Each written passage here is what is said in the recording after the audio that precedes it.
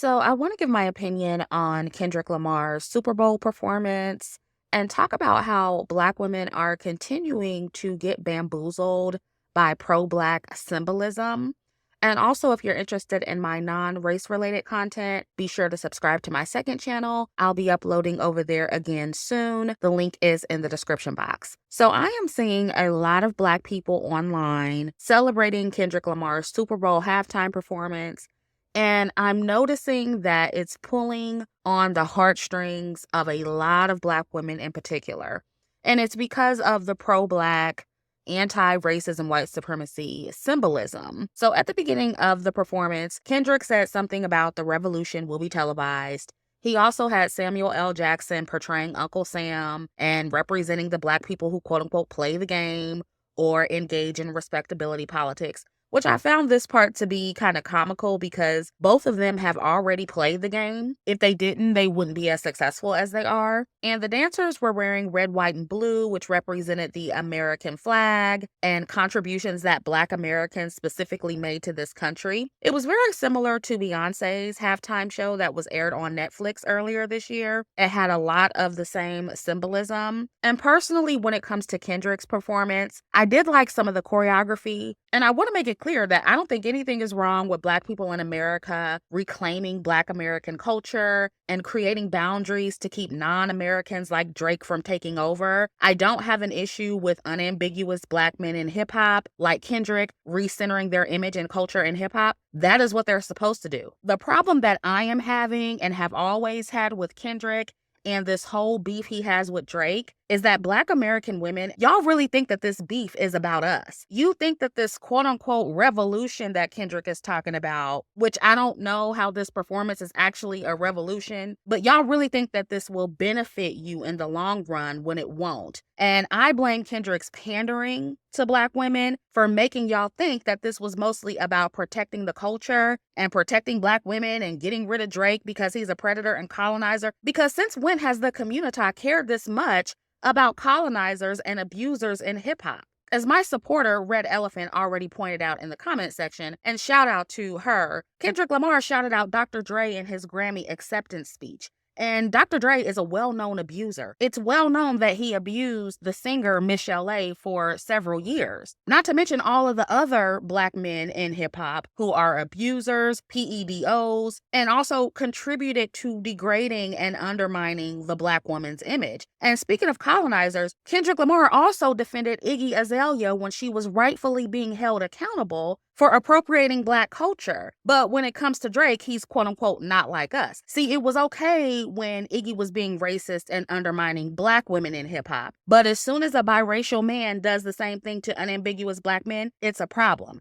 And that is how you know this beef is only about Black men. It's not about Black women. And anytime I speak on this topic, I get accused of defending Drake. But Drake has never been spared on this channel. I've dragged him in other videos. It goes without saying that Drake is a weirdo in his own right. But this video is about Kendrick. And some of you don't want to hear any criticism about him because you like him, but that's not my problem. Not all of us have to like Kendrick, and we are not all obligated to like his performance and him running around on stage in these girly, tight-ass flare jeans. Which, by the way, any other time that would be considered sweet, gay, or moist in the Black community, but whatever. The way I see Black women helping Black men kick this biracial Canadian man out of the culture because they're threatened by him, when these same men consistently elevate women who look just like Drake and his white mama over Black women, and then call us jealous, insecure, and bitter if we say something about it. The way so many Black women are failing to see this connection shows me how idiotic and non-strategic Black women are. And honestly, it's embarrassing that so many of us are this easy to fool. Like, I really thought we had come further than this, but apparently I was wrong. When Kendrick said that he wanted real nappy hair or an afro or whatever he said in that one song, I forget the name of it, but he didn't even show a Black woman in an afro in the video. I remember doing a video about it and y'all got mad at me back then. And see, this is why I will continue to say that what Kendrick is doing is pandering to Black women. He's been doing this for a very long time and y'all keep eating it up. And ever since he's been beefing with Drake, he's really been laying the pandering on thick. He's been including brown and dark-skinned women in his videos more than he ever has before. And in his Super Bowl performance, he had a ton of brown and dark-skinned woman dancers. Now, I did peep that the female dancers were a lot more diverse than the male dancers, which didn't surprise me because, like I always say, Black men are sure to keep their representation Black, but with Black women, they throw in a little bit of everything. But even still, Kendrick intentionally included a lot of brown and dark-skinned woman dancers, just like he intentionally included fat Black women in another recent video he did. I forget the name of it. And while I'm happy that those women got the opportunity that they wanted to dance or be involved in his projects, I still recognize it for the pandering that it is. Because Kendrick's girlfriend and baby mama, Whitney, and shout out to y'all who corrected me because I said in the last live stream that that's his wife. That's his baby mama. But as you can see, this woman looks nothing like the women that he's now putting in his videos. She looks almost exactly like Drake. The man Kendrick says is not like us. I mean, they literally look like they could be siblings. And I keep hearing people say, oh, well, Chrissy, it's not about looks. It's about the culture. And Whitney is American. She grew up in the hood. And Drake is Canadian. And that's what he means by not like us. Okay, so why isn't Kendrick putting dancers who look like Whitney behind him in his recent videos and performances if it's not about looks? Why didn't he have Whitney or another mixed woman crip walking next to Serena Williams? Why is he intentionally making sure he puts unambiguous Black women, brown and dark-skinned Black women, and men front and center in his recent work? Why didn't he have any biracial men, American biracial men, since it's all about being Canadian? Why didn't he have American biracial men who are mixed with Black as dancers in this halftime show? Why were they all brown and dark-skinned? I'll tell you why. It's because the biracial phenotype doesn't fit the pro-Black agenda that he's trying to push. The pro-Black male agenda that he's trying to push to kick Drake, a biracial man, out of hip-hop. That's why. Remember I told y'all that everybody knows what Blackness looks like when it's time to fight the power or promote any kind of struggle or dysfunction, but any other time we come in all shades and colors? That is what's happening here. This is not by accident. Kendrick knows exactly what he's doing. And I said a long time ago that Black men prefer light-skinned and white women for love and dark-skinned women for labor. And that's how this entire community sees the dark-skinned woman. Our image is used the most when it's about fighting against racism, white supremacy, or fighting on the front lines for Black men, such as Kendrick Lamar and other unambiguous Black men in hip-hop. But our image is rarely ever used to primarily showcase our beauty or used as a love interest, which they have been doing a little bit better with that in the media in recent years, in part because we've been so vocal about it on channels like mine. But as a rule, Black men in hip hop specifically don't usually showcase our image in a non-struggle light. And to be honest with you, Kendrick is not much different from all the other pro-Black leaders who have historically talked Black and slept white and light.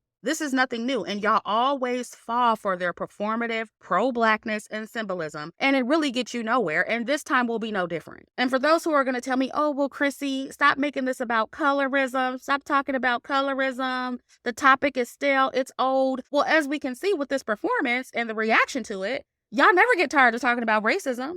As a collective, Black people never get tired of talking about racism and white supremacy. Why? Because it's ongoing. So by default, the same applies to colorism. So as long as niggas keep bringing up racism, I'm going to keep bringing up colorism. And I'm also going to keep calling out how Black people use racism and white supremacy to hide your colorism. I am not one of those Black women who was willing to accept that for the culture. If Kendrick loves Black women so much and he has all these beautiful melanated Black women in his performance and all the fat, dark-skinned women in his video, why isn't he with one? And I'm not going to allow anyone to gaslight me and tell me it doesn't matter, because who Black women marry always matters. I just saw a recent tweet on X. If I find it, I'll put it in this video. But a Black man on Twitter was calling out Serena for crip walking for the culture at the Super Bowl, but going home to a white man. And his post had almost 100,000 likes when I looked at it and over 10 million views. So if a Black woman is expected to date or marry in a way that reflects our politics, then Black men should be expected to do the same. And speaking of Serena, it's really interesting how Black people like Serena right now because she was crip walking on stage with Kendrick. But any other time, they're making fun of her for marrying a white man, for supposedly bleaching her skin, or wearing the wrong foundation shade. And yes, I know that white people drag Serena too, mainly because they're racist and they're jealous of her athleticism. But Black people specifically have been on her ass since she married a white man. And I guarantee you that after some time passes and this Super Bowl hype dies down, Black people are going to go right back to hating on Serena for who she married. So all of the praise she's getting is temporary. And I have to say, for me personally, I found Serena crip walking a bit cringe for someone of her caliber. And I do understand that Drake has been throwing shots at her and her husband, and they both wanted to get back at him. But it is cringy to me that Serena did this for the culture and for the hip hop community when Black men don't even fuck with her like that, or Black women who look like her. The only thing I remember Black men praising Serena for, outside of her being the best tennis player of all time, was the size of her ass. I mean, her being married to a white man after dating several Black men in the industry who wouldn't marry her, that says it all. Why didn't a Kendrick-looking Black male rapper scoop her up first? Why aren't more of them elevating women who look like Serena? And I'm not talking about bringing her out on stage to crip walk with Kendrick to piss another rapper off, or to fight against white supremacy, or to do all this ghetto shit for the culture. I'm talking about any other time. So no, in my opinion, the hip hop community does not deserve Serena's support. And I do question if Serena was just getting her lick back when it comes to Drake and representing Compton and having fun, or if some of it is also her trying to gain acceptance from the Black community who's been dragging her for years. Because unfortunately, when some Black women date and marry out, they do feel the need to prove their Blackness to the Black community and prove that they're quote unquote still down for the people. But in my opinion, the optics of Serena crip walking, they're just not good considering who she is and the fact that she's married with a whole family. It's giving that she's still overly invested in the Black community. That's just how it looks. It's very similar to the Black women who go on and on about being divested, but are still obsessively talking about and complaining about Black men and the Black community. It's just not believable. And personally, I couldn't imagine being married to a white man and still be so obsessed with Blackistan. You would not catch me crip walking, especially on stage with a Black male rapper, especially if my white man was a millionaire or a billionaire. No matter how you slice it, that is low-class hood rat behavior, and I don't care how classist that sounds. Compton born or not, Serena is way too accomplished and too old to be crip walking like a gang member on the Super Bowl halftime show. And just the fact that she even felt like she had to do something as tacky and ghetto as crip walking on the Super Bowl halftime show and do a dance that originated from an actual gang in Los Angeles, that tells us that she's still seeking approval from the Black community. Ladies, Serena is an example of what not to do when you level up and date or marry out. Leave the low-class behavior to the hoodlums that you left in the hood. And this goes for any behavior, not just crip walking. Trying to bring all this hood stuff with you after you've leveled up into certain spaces, it will never be good for your reputation. And remember that you're not Serena. She can engage in this kind of behavior and be fine. But for most everyday Black women, these kind of ghetto antics, they could potentially damage your reputation after you've reached a certain level of class. And I'm sure I'm going to be accused of engaging in respectability politics, but did y'all forget where you're at? You're on a level up channel for Black women. So this kind of behavior is not conducive to leveling up. And I know that Black people think it's white or anti-Black when a Black person thinks that dancing like a gang member isn't cute. But this ain't got nothing to do with Black or white. This shit is ghetto. And you know what's interesting about this and all this praise around Kendrick Lamar and Serena crip walking? The same community chastises Black women for choosing to date and get pregnant by gang members and thugs. They'll tell you to choose better if you come online complaining about men like Kendrick. The whole community is praising Kendrick right now. But let a Black woman choose a man like him who grew up in the streets and crip walks and sells drugs and whatever else. Let a Black woman choose him over one of these non-street educated Black men and see what happens. And see, this is another reason why I can't take Black men in the community seriously. Because y'all talk out of both sides of your face, both the men and the women. Y'all always online talking about how Black women should stay away from men like Kendrick, and look at y'all now. This is how backwards this community is. And this is why I don't care about being called classist and elitist. Most of y'all are just as classist and elitist as you claim me to be. It just depends on the situation. But it just shows you the dysfunction that Black people uphold if Serena and Kendrick are being praised for doing this ghetto shit at the Super Bowl. And I saw somebody write that Kendrick is quote unquote protecting Black women. But what has Kendrick and other Black male rappers actually done for the collective of Black women? What physical protections has Kendrick and other Black male rappers put in place for Black women? What tangibles are they offering the Black community? Where is their Black-owned Super Bowl stage and TV stations to televise this so-called Black revolution? At the end of the day, Kendrick, Samuel L. Jackson, Beyonce, and all the rest of these wealthy Black people who are protesting against racism, white supremacy with their music and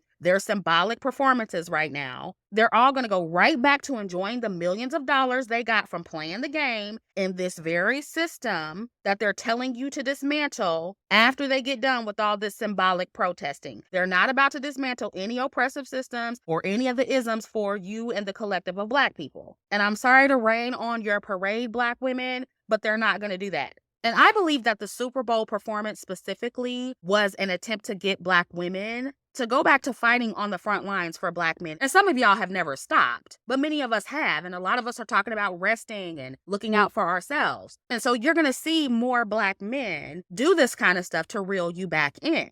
Like Kendrick said during his performance, it's bigger than rap. So that's the agenda. And again, this is nothing new, especially for Black men. Just like they used our image in 2020 to protest during the George Floyd incident. They're also doing it now that Trump's back in office. And all I can say to Black women is that you really can't afford to fall for it this time. Because one of y'all sent me a list that is going viral right now. And it's a watch list that Trump supporters have compiled of DEI career staff who work within the federal government. And many people are describing it as a hit list. And most of the people on that list are Black women. And I'm quite sure they're going to start targeting other Black women and Black people who work in similar career fields outside of the federal government. So in 2020, when I was telling y'all to burn the cape during all of the protesting for George Floyd, when I was telling y'all that the SJWing was putting a target on your back, this is the kind of stuff I was talking about. And it's only going to get worse for the SJWs under this current administration. The more you put yourself out on the front lines, the more you're going to continue making yourself a target. And now is really not the time for y'all to behave like y'all did back in the Black Lives Matter era. And I know some of you are going to say, oh, it's not the time to sit it out.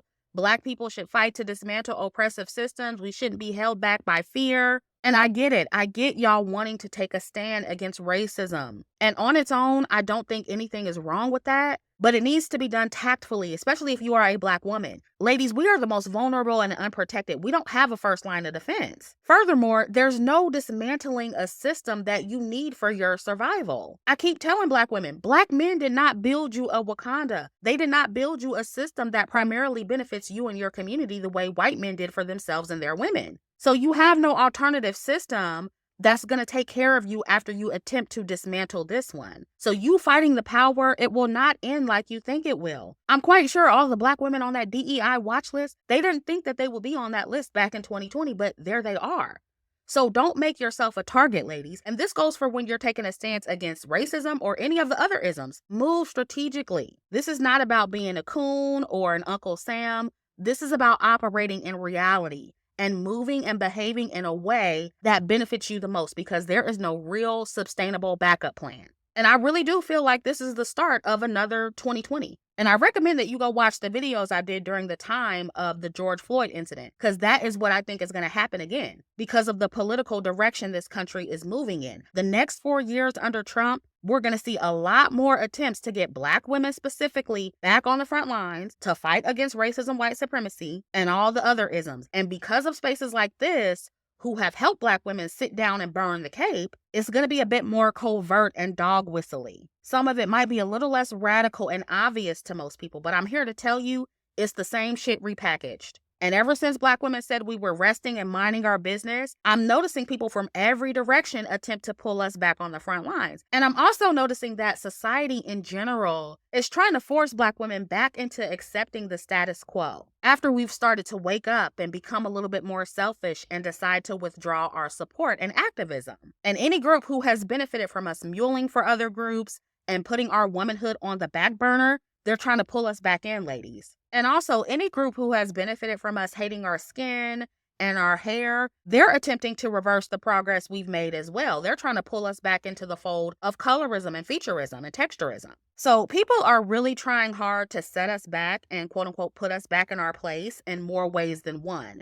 And Black women, you need to understand that. And you need to know what it is you're looking at when you see Black men like Kendrick and other people doing things like this. They are trying to pull you back in.